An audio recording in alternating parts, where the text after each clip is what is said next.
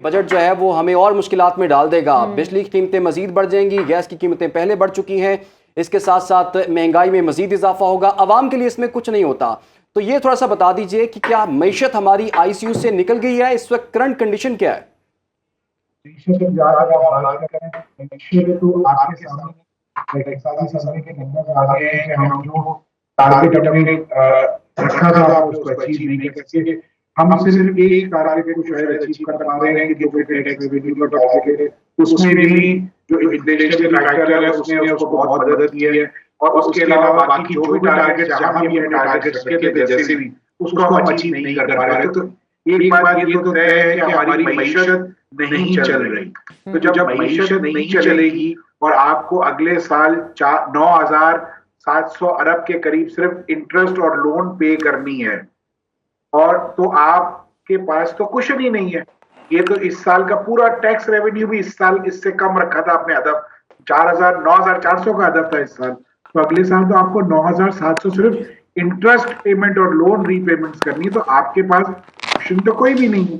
Plus आपकी जो inflation है वो बड़ा कम जो है, अभी उसको बहुत टाइम लगेगा कि वो और नीचे जाए और उसका इफेक्ट जो है एक आम आदमी की तरफ आना शुरू हो। इसी तरीके से आज कल आपने देखा कि 150 बेसिस पॉइंट इंटरेस्ट रेट कम किया है, तो उसका भी इफेक्ट आने में वक्त लगेगा।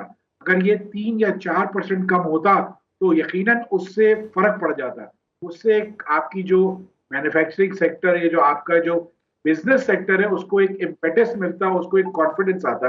वो आपको नजर नहीं आया। अब प्रॉब्लम यह है कि अगले साल आप टैक्स का हदफ जो रख रहे हैं वो 12,200 अरब रख रहे हैं, जो इस साल से तकरीबन 33% ज्यादा होगा। तो क्या हमारे मुल्क में इस वक्त जो है हमारी इकोनॉमी बहुत अच्छी चल रही है? क्या हमारा इंटरेस्ट रेट बहुत कम है? क्या हमारे पास कंसिस्टेंट टैक्स पॉलिसीज हैं या कंसिस्टेंट पॉलिसीज है, अदरवाइज इंडस्ट्रियल पॉलिसीज हैं? हमारे पास तो ये कोई चीज नहीं है। हमारे पास फॉरेन डायरेक्ट इन्वेस्टमेंट नहीं आ रही। हमारे पास लोकल इन्वेस्टर जो है वो पाकिस्तान से बाहर जाके अब सेटअप्स लगा रहे हैं अपने, चूंकि आपके मुल्क में अनफॉर्चुनेटली बहुत हाई टैक्स रेट है। अच्छा। तो जब हाई टैक्स रेट होता है तो उसकी वजह से लोग आपके मुल्क से चले जाएंगे या वो ब्लैक मार्केट में जाएगा, क्योंकि कोई भी हाई जहां पे टैक्स रेट होता है वहां स्मगलिंग इंड्यूस हो जाती है और स्मगलिंग होती है।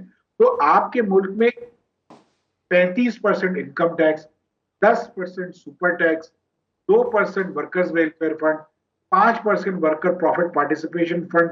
इरशाद साहब वाउच करेंगे कि ये हाई टैक्सेस हैं।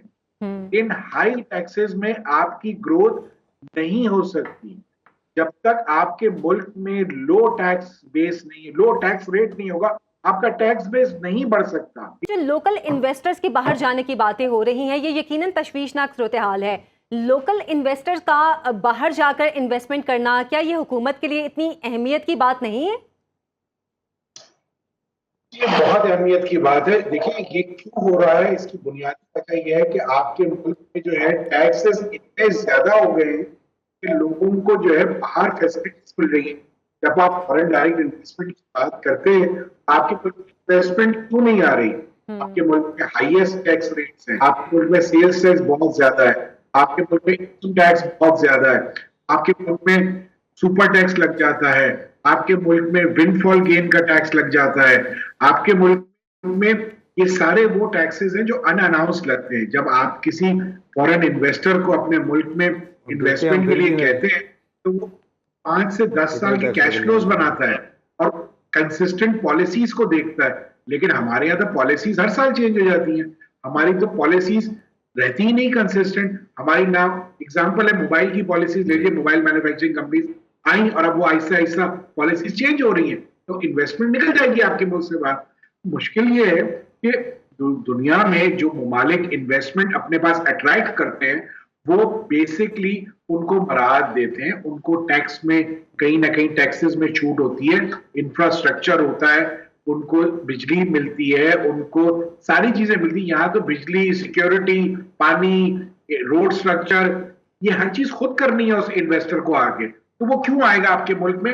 लेकिन दूसरे ममालिक ये चीजें प्रोवाइड करते हैं, तो हमारे मुल्क से इन्वेस्टमेंट अब जा रही है। जितने बड़े बड़े बिजनेसेस हैं, आप ये देखें, उन्होंने साइड बाय साइड अपने यूनिट्स को अब एज करीब एज यूएई में लगाना शुरू कर दिया। तो ये आपके मुल्क के लिए बहुत बड़ा अलमिया है कि एक तरफ फॉरेन इन्वेस्टर नहीं आ रहा, दूसरी तरफ लोकल इन्वेस्टर आहिस्ता आहिस्ता अपने आप को रिलोकेट कर रहे थे। जो आपके टैक्सेस की जो हजम है, जो आप जो एक्सपेक्टेशन लगा के बैठे हुए हैं कि अगले साल आपको 12,200 बिलियन प्लस का टैक्स लेना है, तो ये तो बड़ा मुश्किल हो जाएगा, क्योंकि एक तरफ आपकी इंटरेस्ट रेट बहुत ज्यादा है, आपकी कॉस्ट ऑफ डूइंग बिजनेस बहुत ज्यादा है। बिजली हम अब एक दफा फिर महंगी करने जा रहे हैं, पेट्रोल में हम फिर एक दफा कार्बन टैक्स या सेल्स टैक्स लगाने जा रहे हैं, हर कस्टम ड्यूटीज को हम इंपोर्टर्स के लिए फिर 1% बढ़ाने जा रहे हैं। यानी हम करना क्या चाह रहे हैं? जो मसला ये है कि मैं हमेशा से ये एक एग्जांपल देता हूं कि टैक्स पेयर को गन्ना समझता है गवर्नमेंट, और गन्ने की मशीन में उसे पीस रहे हैं। कितना पीसेंगे भाई? गन्ना बिल्कुल पीस चुका है, अब या तो नया गन्ना लेके आइए। मैं माजरत के साथ, जो अभी बात हो रही थी कि रिटेलर्स टैक्स देते, रिटेलर्स बिल्कुल टैक्स नहीं देते।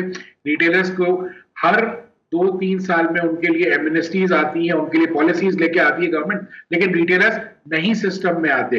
30 लाख रिटेलर पाकिस्तान में है, और अगर 30 लाख रिटेलर अगर 3,000 रुपए महीने के हिसाब से टैक्स दे तो 125 बिलियन रुपए पहले साल में आ सकता है।